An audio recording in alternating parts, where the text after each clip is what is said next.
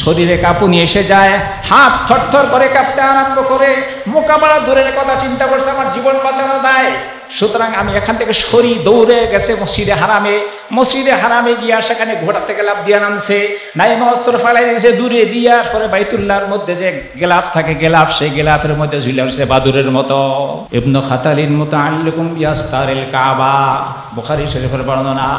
ইয়া রাসূলুল্লাহ, ইবনে খাতাল কাবা শরীফের গেলাফের সঙ্গে বাদুরের মতো ঝুলে আছে, এখন কি করা? নবীজি বললেন, যাও উকতুলহু, তাকে হত্যা করো, প্রাণদণ্ড দাও, তাকে রক্ষা করার কোনো উপায় নাই। দুনিয়ায় যত ফিতনা ফাসাদ হয়, সমস্ত ফিতনা ফাসাদের পিছনে অনেকগুলি কারণের বড় যে কারণ, এর মধ্যে একটা হলো লম্বা জীবনের আশা, শত বছর পর্যন্ত বেঁচে থাকার এই আকাঙ্ক্ষা। আর 2 নম্বর হলো অর্থের লিপ্সা, অঢেল সম্পদের যে লোভ, লালসা। এই 2টা কারণ মূলত সমস্ত ফিতনা ফাসাদের মূল উদ্দীপক। এই 2টাই মানুষকে এই বিভিন্ন রকমের অপকর্ম, বিভিন্ন রকমের অন্যায়, দুর্নীতি, দুরাচার, দুষ্কৃতি ইত্যাদিতে উদ্বুদ্ধ করে থাকে এবং উজ্জীবিত করে, উৎসাহিত করে। আল্লাহ তাআলা কোরআনুল কারীমের 30 পারার সূরাতুন নাজিআতের একেবারেই শেষাংশে বলেছেন, ফাআম্মা মান তাগা ওয়া আসারাল হায়াতাদ দুনিয়া وأما من طغى وآثر الحياة الدنيا فإن الجحيم هي المأوى। যারা দুনিয়ার জীবনকে প্রাধান্য দিল, অর্থাৎ দুনিয়ার জীবনের সুখ শান্তি, দুনিয়ার জীবনের ভোগবিলাস, দুনিয়ার জীবনের আরাম আয়েশ, দুনিয়ার জীবনের খ্যাতি যশ, দুনিয়ার জীবনের সুনাম সুখ্যাতি, পদ পদবী ইত্যাদিকে যারা প্রাধান্য দিয়ে সীমা লঙ্ঘন করলো, তাহলে বোঝা গেল এক্ষেত্রে সীমা লঙ্ঘনটাই হলো দোষ। সীমা লঙ্ঘনটা হলো দোষ। সীমার ভিতরে থাকলে প্রয়োজনীয় পরিমাণ অর্থ কামাই, রোজগার, ব্যবসা বাণিজ্য, চাকুরি বাকরি, এটা কোনোটাই দোষের না। কিন্তু যখন সেখানে সীমা অতিক্রম করে ফেলবে, তখন এটা হয়ে যায় নিন্দনীয়, এটা হয়ে যায় তিরস্কৃত, এটা হয়ে যায় দোষের কারণ। وَأَمَّا مَنْ طَغَى وَآثَرَ الْحَيَاةَ الدُّنْيَا, আল্লাহ এখানে বলছেন فَإِنَّ الْجَحِيمَ هِيَ الْمَأْوَى। জাহিম মানে জাহান্নাম, জাহান্নামী হবে তাদের ঠিকানা, জাহান্নামী হবে তাদের ঠিকানা।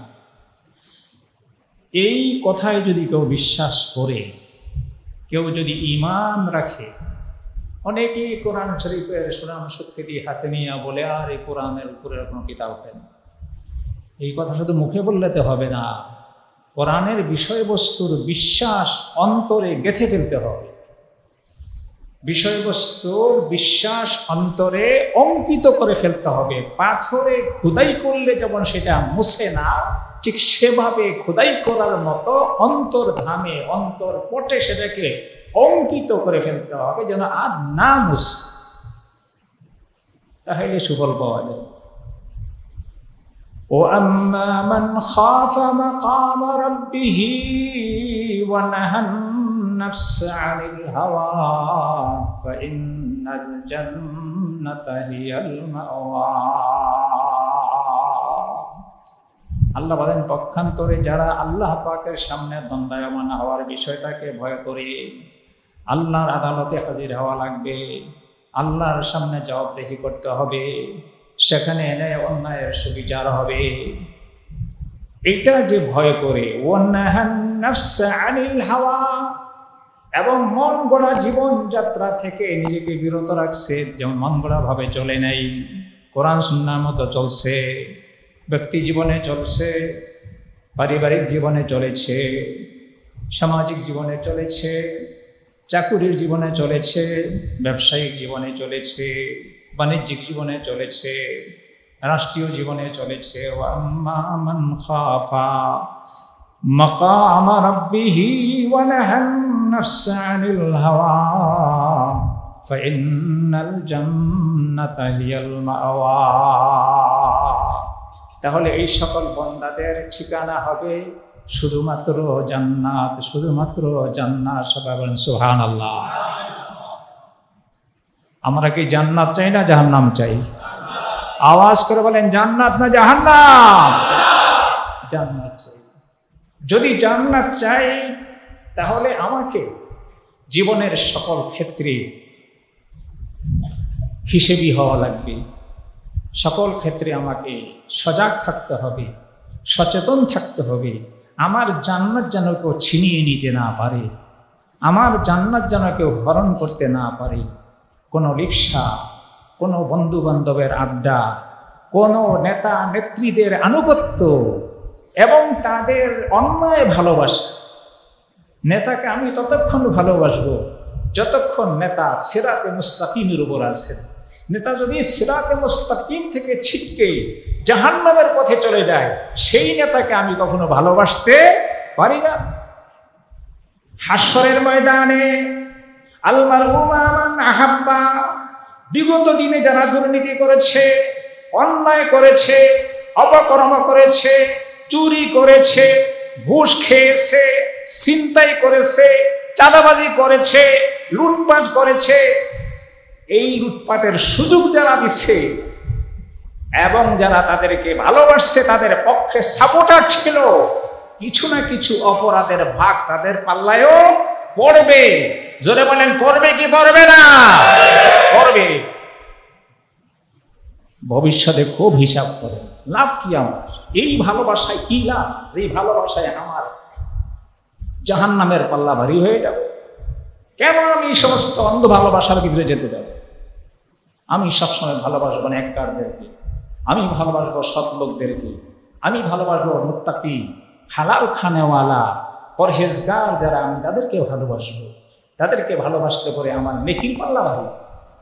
উহিব্বুস সালিহিনা ওয়া লাস্তু মিনহুম, উহিব্বুস সালিহিনা ওয়া লাস্তু মিনহুম লাআল্লাল্লাহা ইয়ারযুকুনি সালাহা।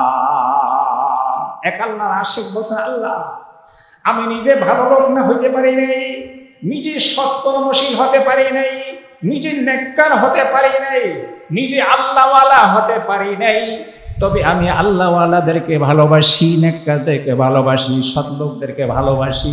আমার আশা এই ভালোবাসার জন্য যেন আমি জান্নাতে যাইতে পারি। নবীজি বলছেন আল মারউ মা মান আহাব্বা, মানুষ হাসরের দিন ওই ব্যক্তির সঙ্গে থাকবে যে ব্যক্তিকে সে আন্তরিকভাবে সাপোর্ট করেছে, আন্তরিকভাবে মহব্বত করেছে, ভালোবেসেছে, তার চালচলনকে ভালোবেসেছে, তার ক্রিয়াকর্মকে ভালোবেসেছে, তার জীবনযাত্রাকে ভালোবেসেছে। তার সঙ্গে তার জান্নাত হবে, তার সঙ্গে তার হাসর হবে। চোরকে ভালোবাসলে চোরের সঙ্গে তার হাসর হবে, লুটকারীকে ভালোবাসলে লুটকারীর সঙ্গে তার হাসর হবে, বিশ্বাসঘাতককে ভালোবাসলে বিশ্বাসঘাতকের সঙ্গে তার হাসর হবে। পরিষ্কার কথা। ওয়া আম্মা মান খাফা মাকামা রাব্বিহি ওয়া নাহান নাফসা আনিল হাওয়া ফাইন্নাল জান্নাতা হিয়াল মাওয়া। আজীব ব্যাপার হলো, দেখেন কোরআনুল কারীম একদিক থেকে মানুষকে তার অন্তরের সমস্ত আগাছা পরিষ্কার করার জন্য, অন্তরের সমস্ত ময়লা, অন্তরের সমস্ত আবর্জনা, এইগুলি দূর করার জন্যে একদিক থেকে মলম লাগাইতেছে। শুধু মলম দিয়ে যেমন শরীরের ক্ষতস্থানকে শুকানো হয়, মানুষের অন্তর ক্ষত বিক্ষত হয়ে গেছে, নানান রোগে ক্ষত বিক্ষত হয়ে গেছে। পরশ্রীকাতরতার রোগ, অহংকারের রোগ, বিদ্বেষের রোগ, দুশ্মনীর রোগ, খ্যাতি যশের রোগ, সুনাম সুখ্যাতির যে রোগ, এই সমস্তগুলি হচ্ছে অন্তরের রোগ। এই রোগে অন্তর রোগী হইয়া জর্জরিত হয়ে গেছে।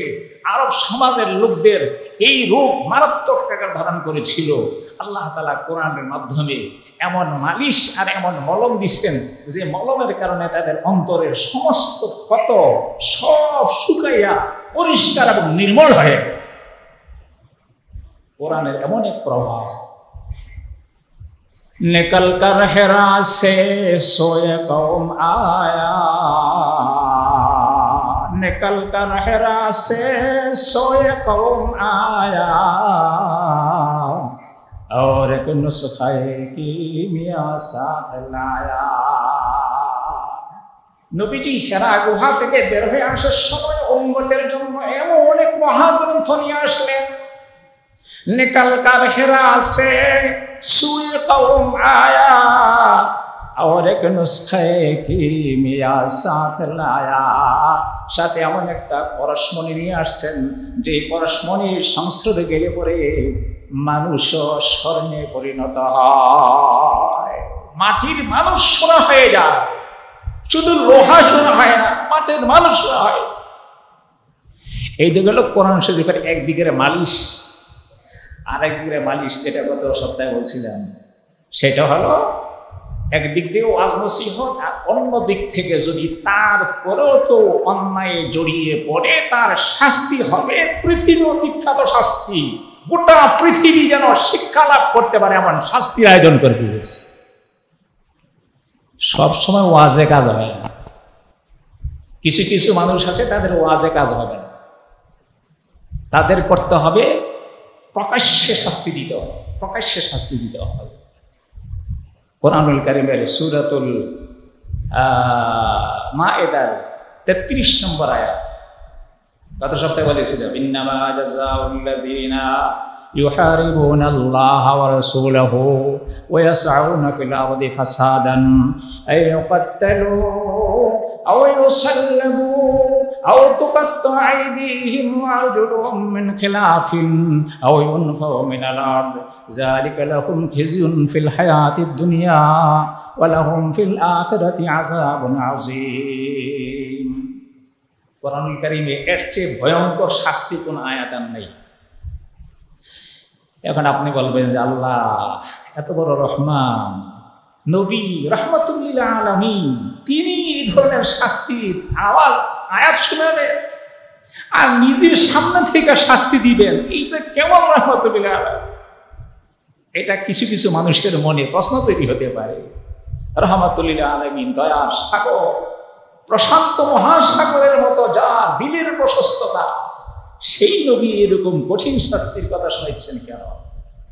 এই জন্য শোনাচ্ছেন এই সমাজে হাজারো লাখো মানুষ নিরীহ, যারা অন্যায় জানে না, অপকর্ম জানে না, যারা মানুষকে ঠকাইতে জানে না, প্রতারণা করতে জানে না, যারা সহজ সরলভাবে জীবনযাপন করতে যায় সুখ শান্তিতে দোমোঠো খেয়ে যারা জীবনযাপন করে আল্লাহ আল্লাহ জিকির করতে চায়, এরকম লাখো মানুষ, কোটি মানুষের জীবনযাত্রায় যারা বিঘ্ন করবে, যারা ফিতনা ফাসাদ তৈরি করবে, এমন 2-4 জনকে অপারেশন করে আলাদা করে ফেললে এটা ক্যান্সারে আক্রান্ত অঙ্গকে আলাদা করা যেমন কোনো অন্যায় না, এরকম 2-4 জনকে বিচারের আওতায় এনে আলাদা করে ফেলা এটা অন্যায় হতে পারে না। আওয়াজ করে বলে অন্যায় হবে? অন্যায় হবে না।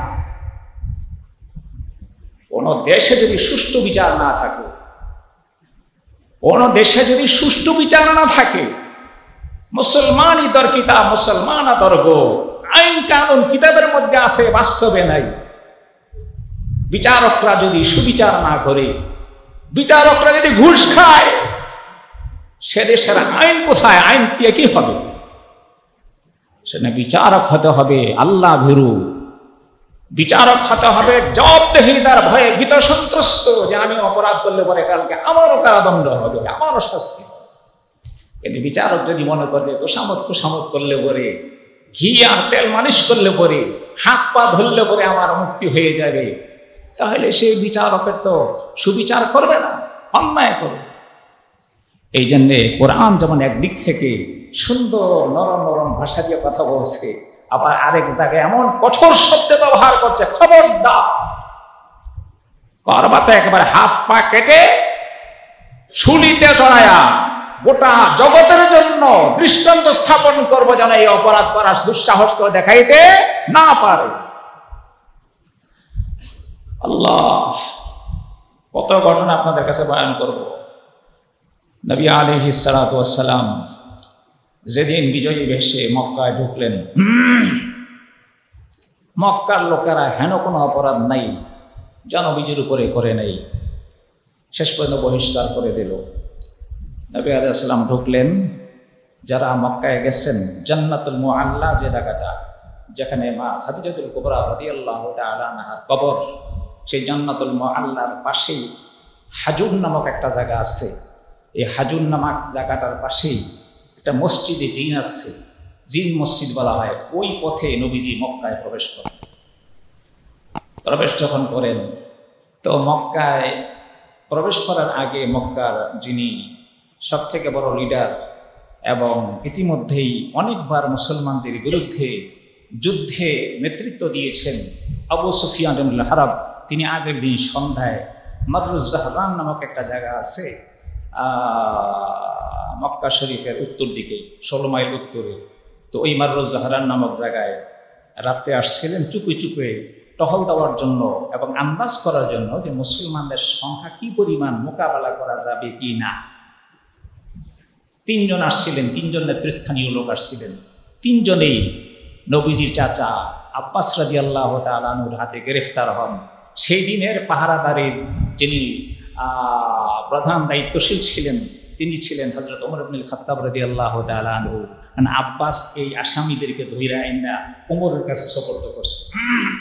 ওমর তো চিন্তা করছে 3 জনের পাইছি, মাথা আর শরীরের সাথে রাখবো না, আলাদা করে ফেলবো। এখন আলাদা করার আগে তো নবীজি তো আছেন, নবীজির কাছ থেকে তো মতামত নেওয়া লাগে। নবীজির কাছে নিয়ে গেলেন। নবীজি শুধু বললেন, এ আবু সুফিয়ান, এখনো কি তোমার ইসলাম গ্রহণের সময় হয় নাই? কত বড় কালপিট, চিন্তা করে দেখেন, কত বড় অপরাধী। তোমার কি এখনো ইসলাম বুঝে আসে নাই? তোমার কি ইসলাম গ্রহণের সময় এখনো হয় নাই? এইটুকু কথাই আবু সুফিয়ানের মন একেবারে ঠান্ডা হয়ে গেছে।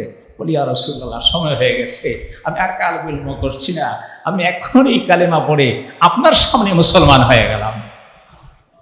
আবু সুফিয়ান বলতেছি, ইয়া রাসূলুল্লাহ, আমার ভয় এই বিশাল বাহিনী যদি মক্কায় ঢোকে, তা আপনার জ্ঞাতি গোষ্ঠীর লোকেরা, আমাদের আত্মীয় স্বজনরা, আরে আজকে আমার চোখের সামনে মা বোনেরা দর্শিতা হবে, আমাদের ভাইয়েরা তারা খুন হবে, তারা নিহত হবে, তাদের ঘর বাড়ি ভাঙচুর হবে, লুটপাট হবে, এটা কিভাবে সহ্য করবো? নবীজি বলেন, যাও, আজকে কোনো লুটপাট হবে না, আজকে কোনো হত্যাকাণ্ড হবে না, আজকে কোনো মারামারি হবে না। লা তাসরিবা আলাইকুমুল ইয়াউম, আজকে তোমাদের কাছ থেকে আমি প্রতিশোধ নিব না। ইয়াগফিরুল্লাহু লানা ওয়া লাকুম, আল্লাহ আমাদেরকে ক্ষমা করেন, তোমাদেরকে ক্ষমা করেন। বলি, ইয়া রাসূলুল্লাহ, এটা আপনি আমাকে বলছেন, আপনার বাকি সৈন্যরা কেমনে কি হবে? বলে, সমস্যা নাই, তুমি যাও, তুমি গিয়ে এলান করো, যারা তোমার ঘরে ঢুকবে তারা সব নিরাপদ, তাদের কোনো ক্ষতি হবে না। আবু সুফিয়ান বলেন, আমার ঘরে কয়জন লোক ঢুকতে পারবে? বলে, ঠিক আছে, তুমি গিয়া বলো, যারা মসজিদে হারামে প্রবেশ করবে, মসজিদে হারামে যারা প্রবেশ করবে তারা যান নিরাপদ, তাদেরকে কোনো ক্ষতি করা হবে না। তিনি বলেন, মসজিদে হারামে কয়জন লোক জমায়েত হইতে পারবে? নবীজি বলেন, যারা যারা অস্ত্র সমর্পণ করবে তারাও নিরাপদ, তাদেরকে কোনো প্রতিশোধ নেওয়া হবে না। সুবহানাল্লাহ বলেন। অস্ত্র সমর্পণ করবে। ইবনে খাতাল, আব্দুল্লাহ ইবনে খাতাল নামে এক লোক ছিল, ভয়ঙ্কর দুষ্কৃতিকারী। সে মুসলমান হয়ে একবার মদিনে আসছে, আয়েশা নবীজির খুব ঘনিষ্ঠ হয়েছে। ঘনিষ্ঠ হওয়ার পরে আল্লাহ নবী তাকে সাদাকার যে সমস্ত উট আছে, এই সমস্ত উটের পালের তত্ত্বাবধানের ডাইরেক্টর বানিয়ে দিচ্ছেন। ডাইরেক্টর বানিয়ে দিয়া তার ডেপুটি ডাইরেক্টর একজন দিচ্ছেন, যে তোমরা এই দায়িত্ব পালন করো। সেখানে গিয়ে ডাইরেক্টর আর ডেপুটি ডাইরেক্টর ভালো মুসলমান, সে পুরাতন মুসলমান আনসারের লোক ছিল, সে ডেপুটি ডাইরেক্টরে হত্যা করে দিচ্ছে। কি নিয়ে কথা কাটাকাটি হয়েছে, কথা কাটাকাটি হত্যা করছে। এখন চিন্তা করছে, আমি যদি একটা হত্যাকাণ্ড ঘটাই ফেলছি, এখন তো দুর্দশা, আমার তো জীবন থাকবেন, তাছাড়া একটা কাজ করি, আমি মক্কায় চলে যাই। যত উট ছিল সমস্ত উট নিয়ে মক্কায় চলে গেছে। মক্কায় যাওয়ার সময় সে সেখান থেকে গিয়া উট বিক্রি করে 2 জন সুরেলা কণ্ঠের গায়িকা কিনছে। গায়িকা কিনা তাদেরকে বলছে, আমি গান রচনা করব, তোমরা সুরে সুরে গান গাইবা। সেই গানের বিষয়বস্তু হলো মুহাম্মদের বদনাম, মুহাম্মদের কুৎসা, আর মুহাম্মদের বৌদের কুৎসা, মুসলমানদের কুৎসা, এইগুলি কাজ করবা, এটা হলো তোমাদের কাজ। এইভাবে সে বেশ যেই কদিন সুযোগ পাইছে এই কদিন চালাইছে। বেশ কয়েক বছর পর্যন্ত তার ধুমধাম অবস্থা, এখানে এতগুলো উট নিয়ে গেছে। এখন আজকে যখন শুনছে যে নবীজি ঢুকতেছেন মক্কায় এক বিশাল বাহিনী নিয়ে, এখন তো চিন্তা করছে যেমনি হোক মুহাম্মদকে শেষ করতে হবে, মুহাম্মদকে শেষ আমি আজকে করবই।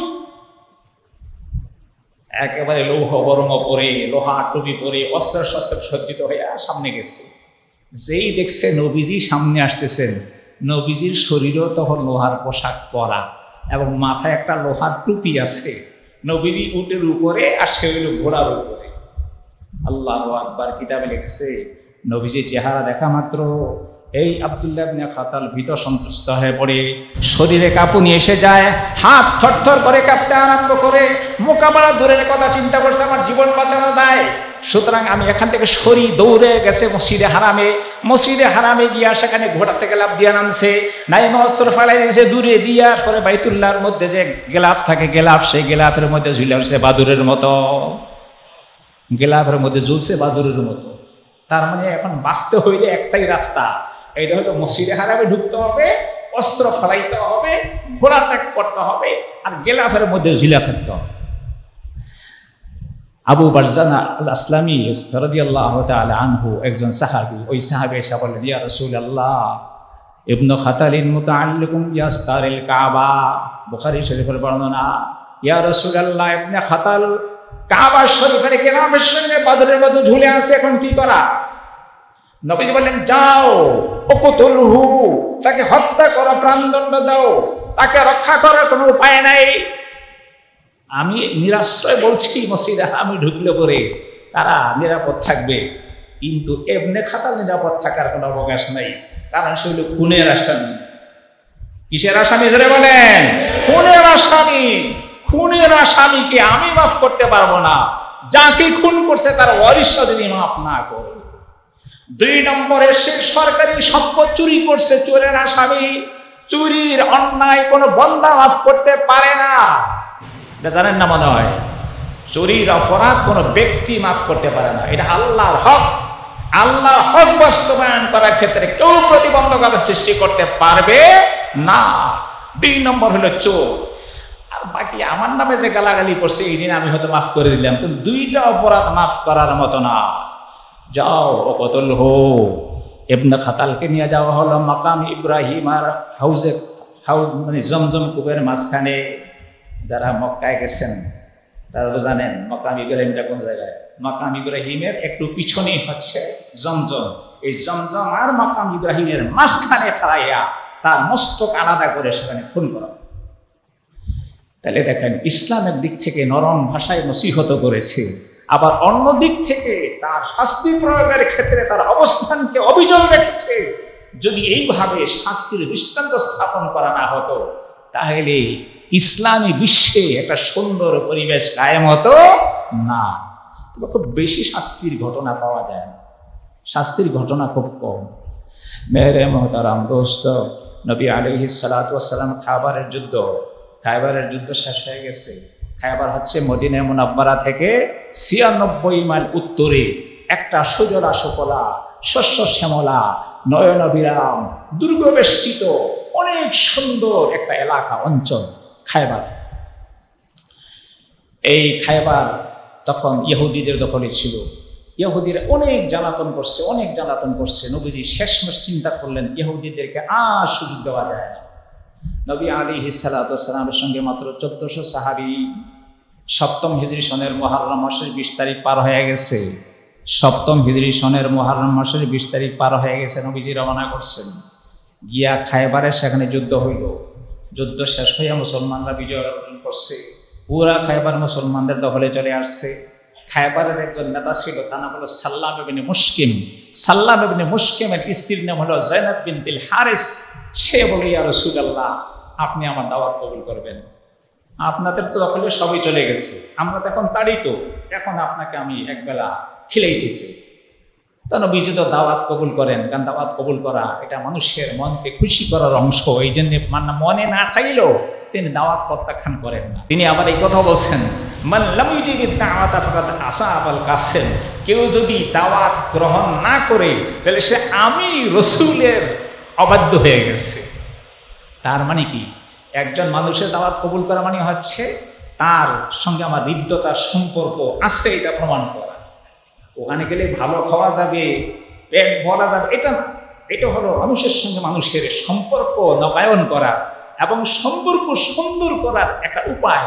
ঈদের দিনে একে অপরের বাড়িতে যাওয়া, একটু সেমাই খাওয়া, একটু মিষ্টি করা, এটা হলো নিজেদের মধ্যে সম্পর্কের নবায়নের একটা মাধ্যম। যাই হোক, নবীজি দাওয়াত কবুল করছেন।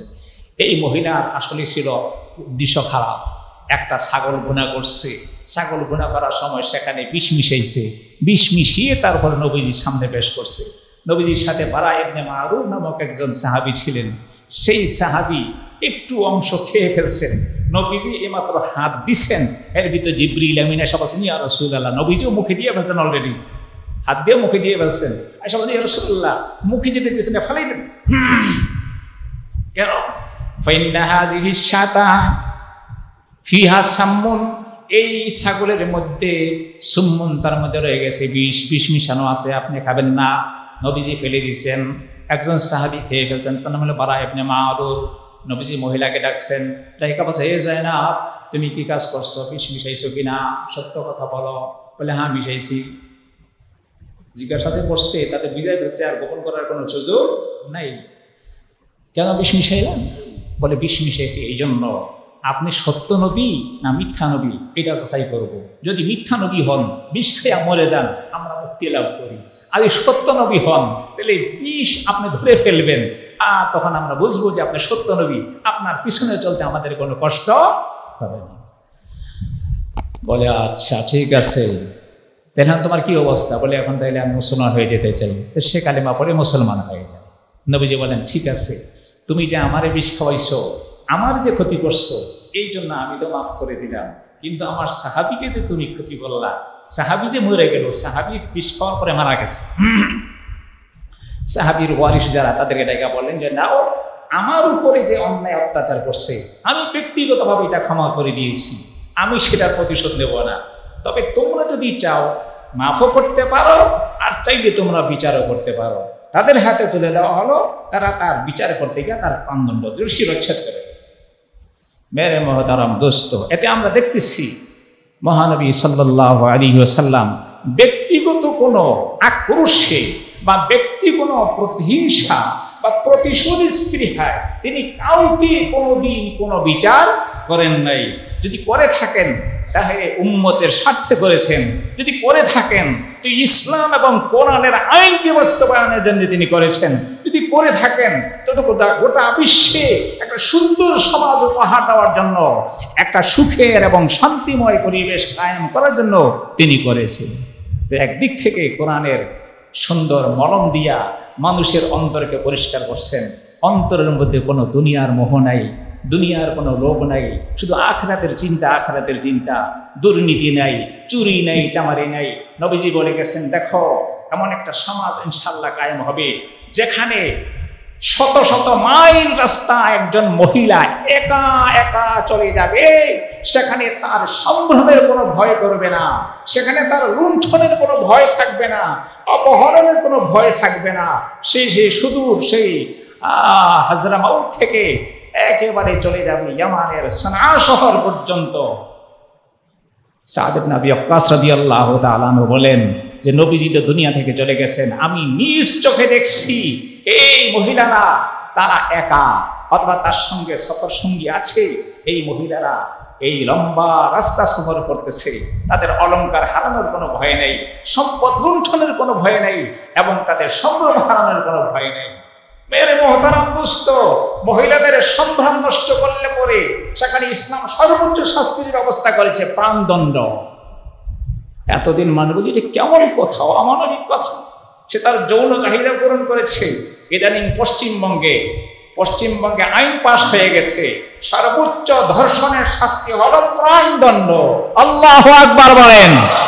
ইসলামের বিধান এখন বুঝে আসতেছে, যে হাজার হাজার মহিলাদেরকে রক্ষা করার জন্য 2-4 জনের প্রাণদণ্ড দিয়ে দিলে পরে গোটা সমাজ সোজা হয়ে যাবে।